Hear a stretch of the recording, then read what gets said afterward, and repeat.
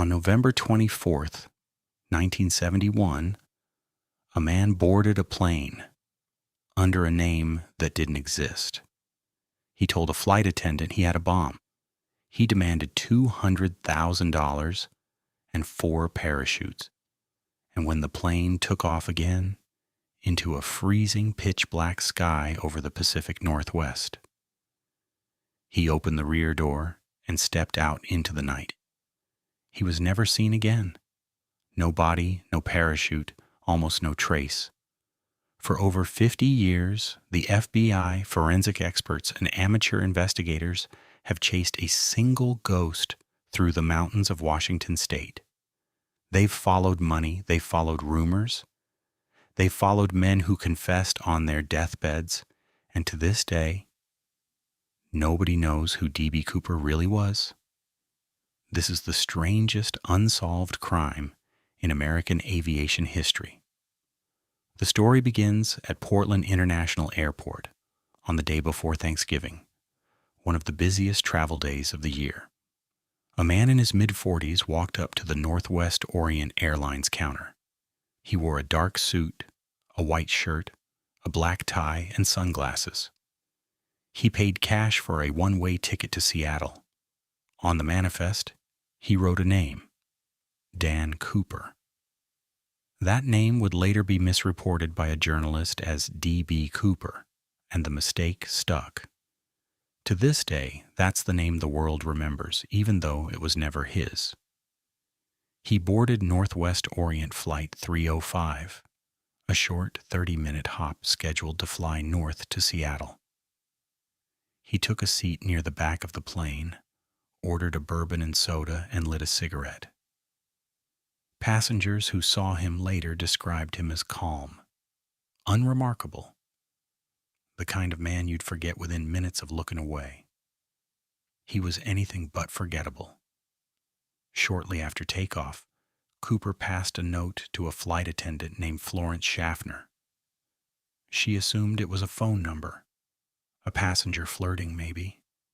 She slipped it into her pocket without reading it. Cooper leaned toward her and said quietly, "Miss, you'd better look at that note. I have a bomb." She opened it. The note was typed, no handwritten, in neat block letters. It said he had a bomb in his briefcase and that he wanted her to sit next to him. She did.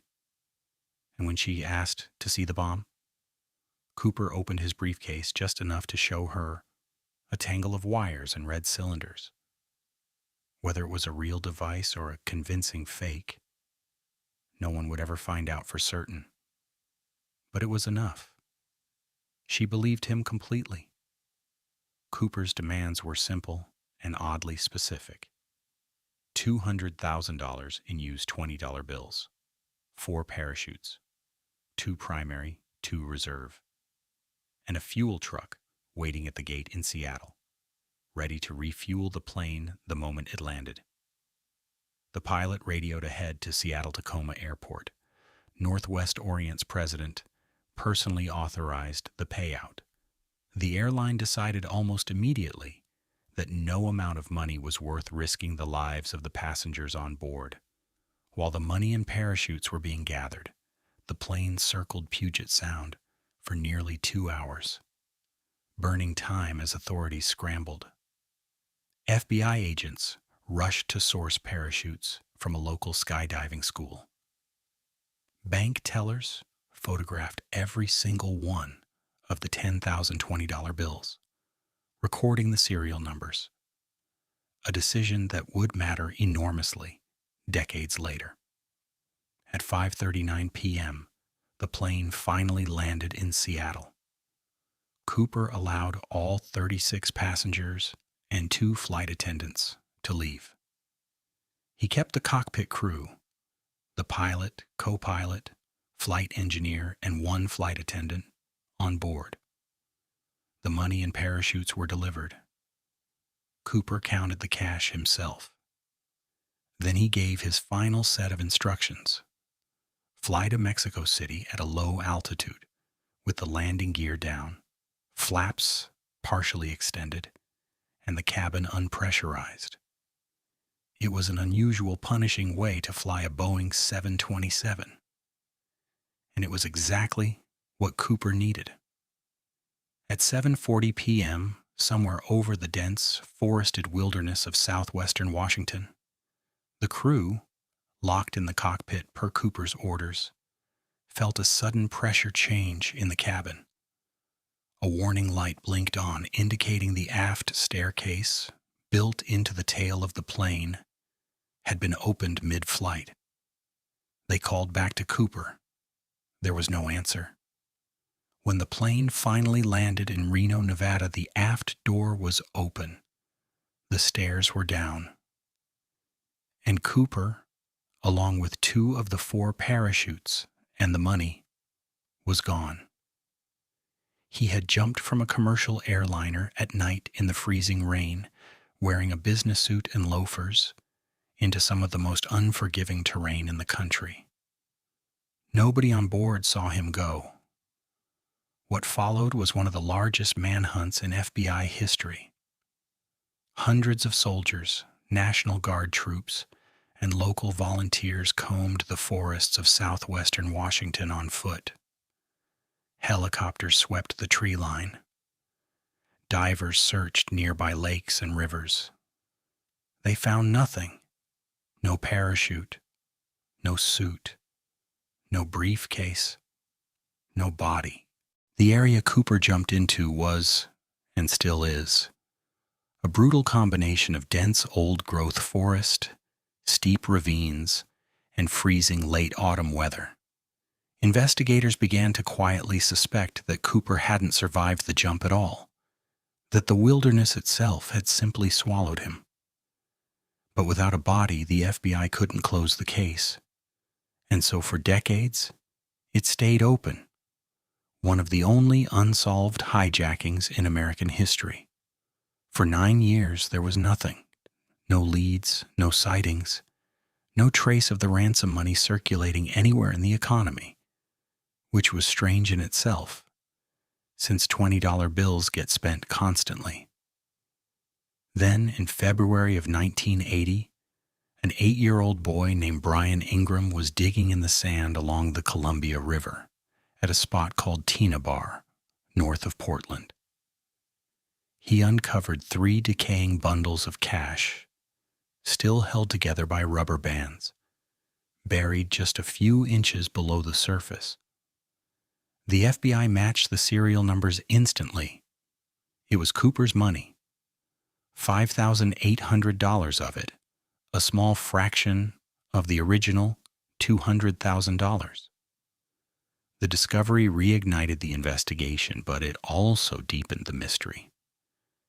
Tina Bar was nowhere near where investigators believed Cooper had landed. How did the money get there? Had it washed downriver over the years? Had someone buried it deliberately? Was it planted? To this day, no one has a fully satisfying answer. Over 5 decades, hundreds of names have been floated as possible suspects. The FBI investigated and ultimately cleared most of them.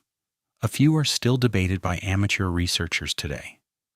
Though it's important to say clearly, none has ever been proven, and no suspect was ever charged. One name that surfaces often is a paratrooper and Vietnam veteran with the right skill set and a personal life that fell apart shortly after the hijacking.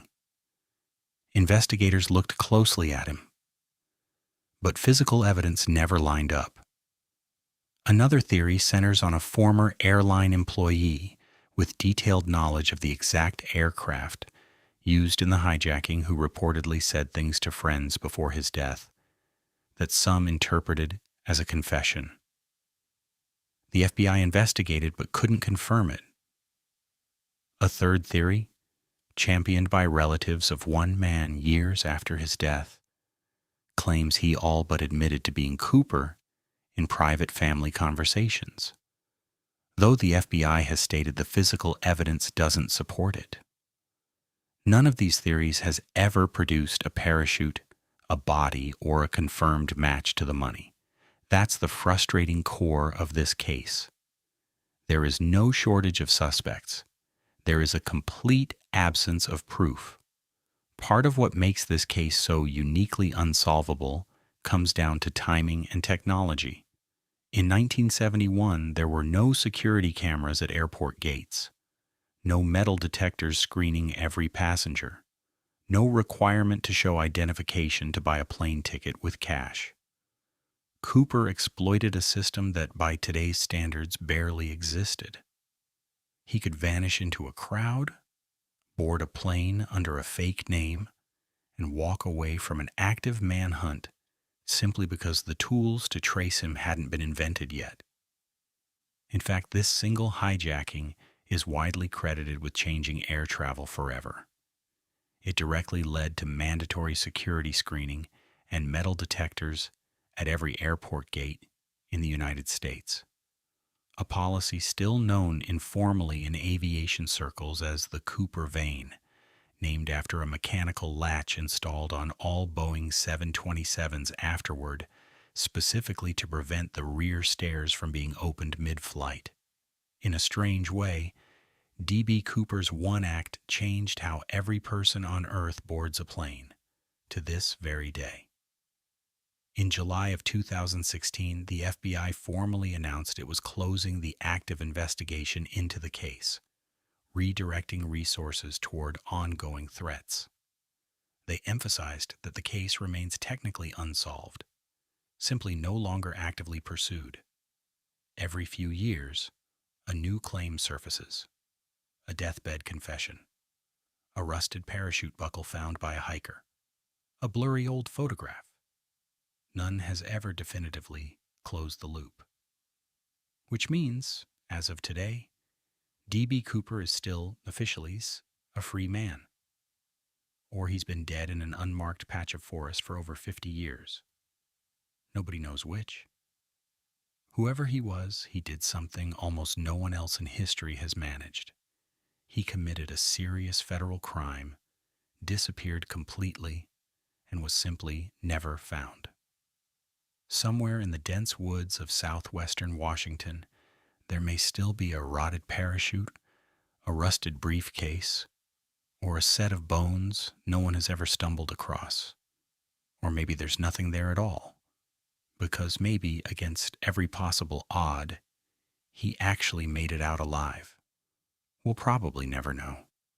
If you want to see more cases like this one, real, unsolved, and stranger than fiction, subscribe, and I'll see you in the next one.